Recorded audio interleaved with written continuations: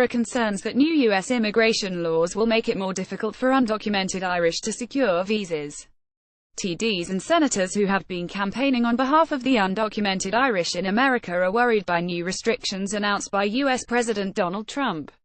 While Mr. Trump has consistently campaigned against illegal immigration and has pledged to build a wall on the border with Mexico, he has now moved to restrict the number of legal immigrants.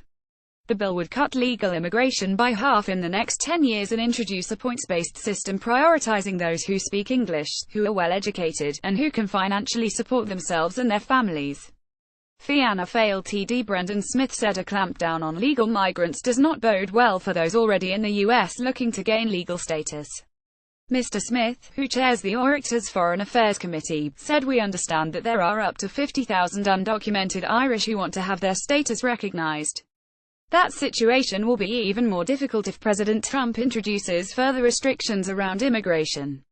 Mr. Smith said he and other politicians are continuously contacted by the families of those living in the U.S. who are unable to travel home for celebrations, weddings, or funerals. He pointed out that Barack Obama, Mr. Trump's predecessor who had wanted to progress the rights of the undocumented, had failed during his term and campaigners are now fighting an uphill battle.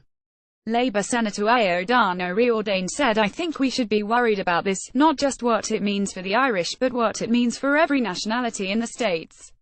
We should be particularly concerned about the culture of fear it is causing. People have been left a little bit more uneasy and scared. You don't know whether this has been genuinely thought through or if it's just a distraction from other issues that he is having. It's always a question you have to ask with this administration." Mr. O'Riordan said he had recently travelled to the US and met with a number of undocumented Irish. There is now a huge element of fear and of retreating into the shadows.